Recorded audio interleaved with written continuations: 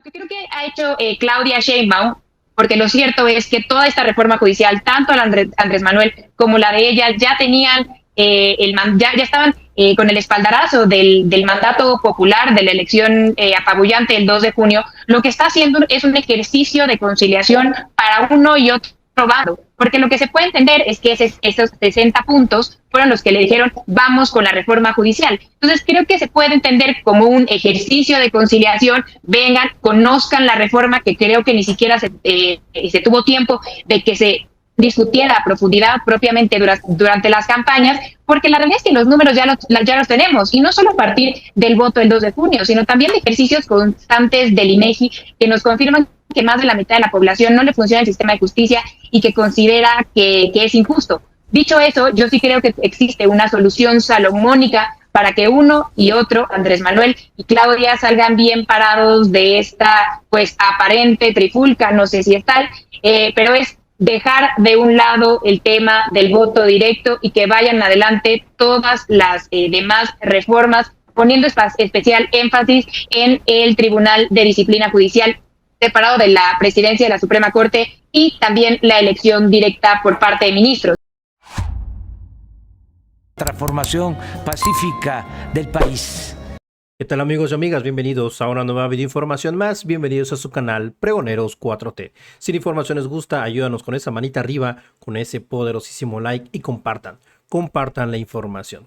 Pues ya no es novedad que le den una arrastrada en las mesas de debate en vivo a Denis Dresser. En esta ocasión, nuevamente, la analista política y también abogada Vanessa Romero la vuelve a poner en su lugar. Se lanzó primero Denis Dresser en contra de Vanessa Romero, diciéndole: ojalá que Claudia Sheinbaum Pardo, la doctora, la presidenta electa, sea lo que tú estás esperando. Y termina llorando en pleno debate. No da una Denis Dresser, mis estimados amigas y amigos pregoneros, hablando de este tema de la reforma al Poder Judicial. Vamos a verlo, mis estimados pregoneros, porque novedad sería que Denis Dresser dijera algo coherente luego de la aplastante derrota que sufrió el 2 de junio cuando perdió su candidata Xóchitl Gálvez.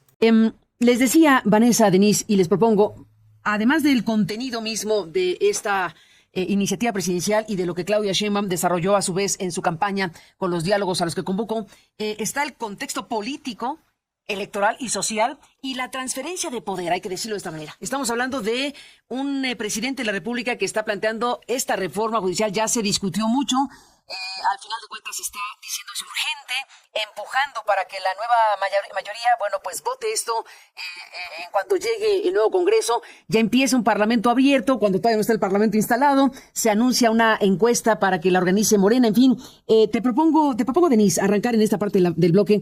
¿Qué estás viendo con estos elementos que tienen que ver con las dos figuras, el tránsito de poder? Pues ojalá que Claudia Sheinbaum sea la persona que Vanessa Romero cree que es. Alguien que tiene un entendimiento de su papel como presidenta, que no va a compartir ese papel y que reconoce que dentro de las propuestas del presidente hay cosas rescatables y otras que se deben modificar. Qué bueno que muestre esta apertura al diálogo. El problema que yo veo es que hay voluntades aquí muy confrontadas. El presidente ha dicho claramente que la reforma va y las reformas de su sexenio han sido sin modificarles una sola coma a pesar de haber habido parlamentos abiertos. Se abre ahora un parlamento abierto cuando ni siquiera está instalado el Congreso. Claudia Sheinbaum dice que se va a dialogar, pero en ningún momento ofrece una modificación de lo propuesto por el presidente. Incluso habla de que se haga una encuesta, que el partido oficial haga una encuesta, que eso es politizar el ejercicio de consulta en sí mismo. Ya implica que lo que quieres es validación política, una decisión que tomaste de antemano. Los parlamentos abiertos en los últimos años han sido fársicos, no han sido plurales, no ha habido presencia de expertos en el tema y luego cuando presentan sus argumentos, simplemente la maquinaria de Morena vota todo a favor como lo ha hecho. Creo que este es un reto importante para Claudia Sheinbaum porque ella sabe, entiende que los mercados van a ejercer un poder de castigo. Y qué triste que estemos en una situación donde un gobierno que se dice defensor de la soberanía nacional haya colocado los contrapesos en manos de inversionistas extranjeros, donde las contenciones no sean nacionales, sean internacionales, y los mercados castigan de manera rápida, veloz y brutal, como lo hicieron en 1994. Y castigan por decisiones que van en contra de sus intereses, no pensando en el interés nacional del país. ¿Y qué mensaje están mandando? Por eso el peso está hoy a 18.74. Ya el superpeso dejó de existir, junto con el argumento de que el superpeso era una validación de la política económica del observadorismo, porque no es así. El superpeso existía por el diferencial en las tasas de interés y por las condiciones internacionales. Pero regresando a qué va a suceder, pues sería muy bueno si Claudia Sheinbaum logra incorporar su propia perspectiva a esta reforma.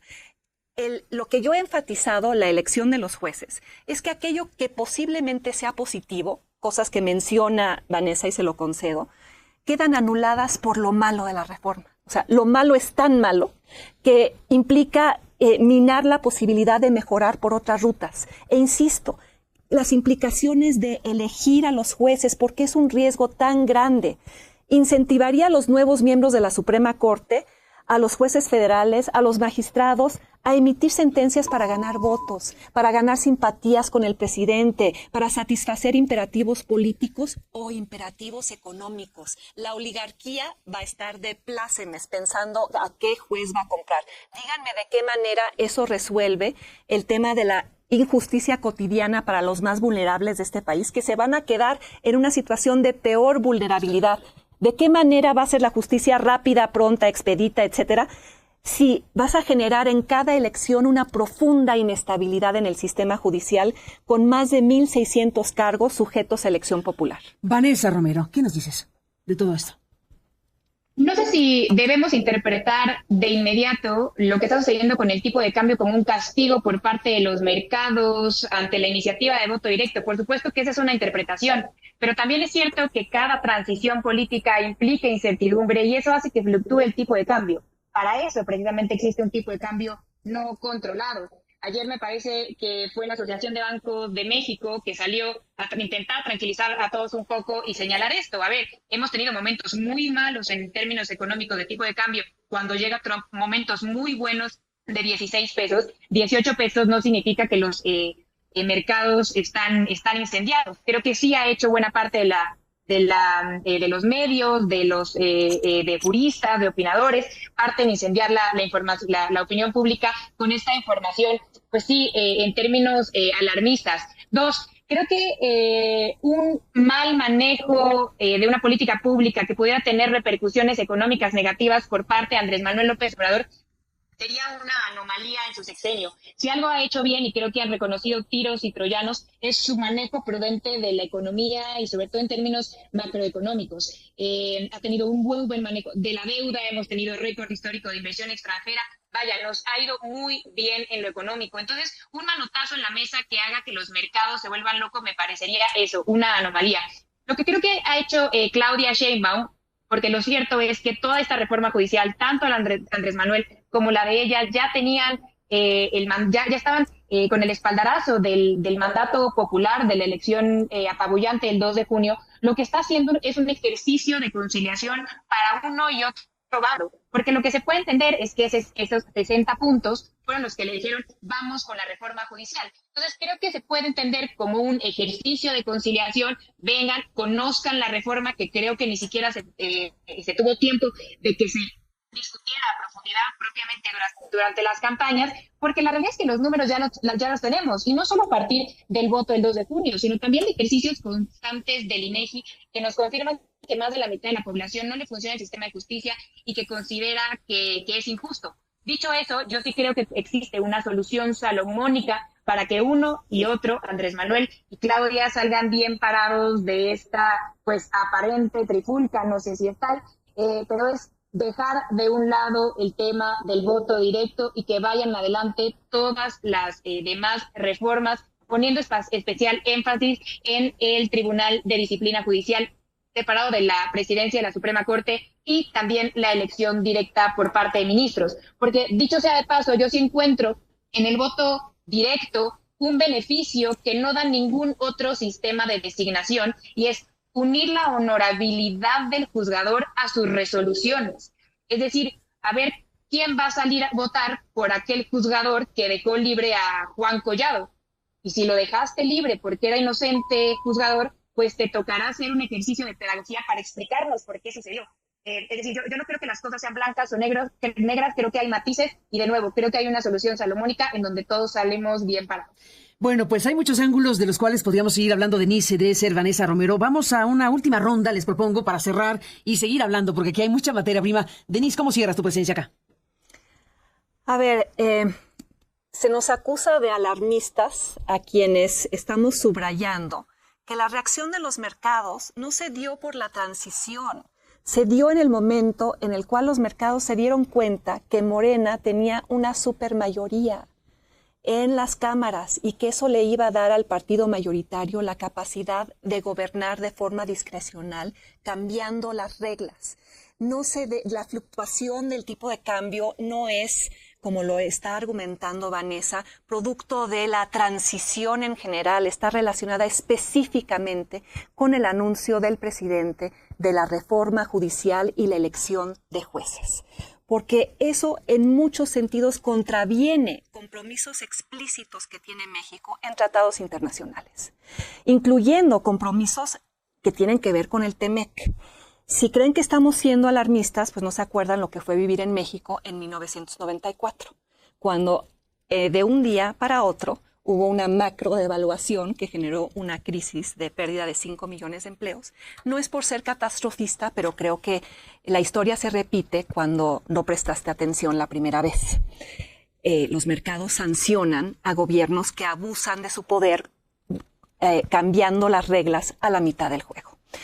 Luego, pensemos en por qué no hay un solo país del mundo, a excepción de Bolivia, donde se elige a ministros de la Corte, a jueces federales y a magistrados, por ejemplo, en nuestro caso del Tribunal Federal Electoral, por voto popular. ¿Por qué el único ejemplo es Bolivia? Porque en el mundo hay una exigencia, e incluso sistematizada en tratados, de la independencia del Poder Judicial, la profesionalización del Poder Judicial, que los jueces sean electos en función del mérito y no del voto. El papel de las Supremas Cortes no es reflejar la voluntad popular, es hacer valer la Constitución. El hecho de que esas cosas no hayan cristalizado completamente en México y tengamos un sistema judicial disfuncional que no funciona para los pobres, partamos de eso, pero entonces instrumentemos las soluciones correctas que transitan por otro lugar, por otro tipo de reformas, no por estas que están atadas a una clara intencionalidad de control político y de eliminación de cualquier tipo de contrapeso jurídico a la voluntad de la próxima presidenta y del partido en el poder. Esto es lo que hacía el viejo PRI. De ahí nos costó trabajo salir. Ahora no disfracen lo que hacían en el pasado con una narrativa democrática. Sí, ganaron 35 millones de votos. Les da una enorme legitimidad. Este es un mal uso de la legitimidad. Vanessa Romero, ¿cómo te despides de la mesa? Primero reiterando que a mí no me termina de convencer la votación directa de personas juzgadoras. Sí creo que tenemos que ser cautos, particularmente con ese aspecto de la reforma, pero sí creo que debemos también ser honestos en términos intelectuales para darle matices correctos a la discusión. Por ejemplo, se habla mucho de que la votación directa de juzgadores va a eliminar su requerida especialización. Eso es falso, porque se busca que se integre el conocimiento derivado de la carrera judicial y la experiencia derivada de la misma en la designación de los candidatos. 2, porque dentro de las personas que se propondrían para formar parte de los organismos jurisdiccionales, tendría que cumplir con ciertos prerequisitos, que no solo es ser mayor a 35 años y tener cierto número de años de experiencia, sino que habrá una ley reglamentaria que así lo establezca. Después, también se habla mucho de que perderían su independencia y que se partidizarían. Hoy ya sabemos, o al menos este sexenio nos ha quedado bastante claro, que nuestros jueces son parciales y están sumamente politizados. Ahí tenemos a la mano el caso de Norma Piña reuniéndose en secreto con Alito Cortés. También pues se dice mucho que serían cooptados por parte de grupos criminales, por la oligarquía que podría pagar sus resoluciones. Eso ya sucede. Y por último, quisiera agregar que no es verdad que nuestra reforma judicial implica un incumplimiento inmediato de elimino la palabra inmediato, no implica un incumplimiento ni del TEMEC ni de ninguno de nuestros acuerdos internacionales. Estados Unidos no nos podría exigir que nosotros tengamos un sistema judicial distinto al que ellos ya tienen en algunos de sus estados en donde los juzgadores se eligen por voto popular.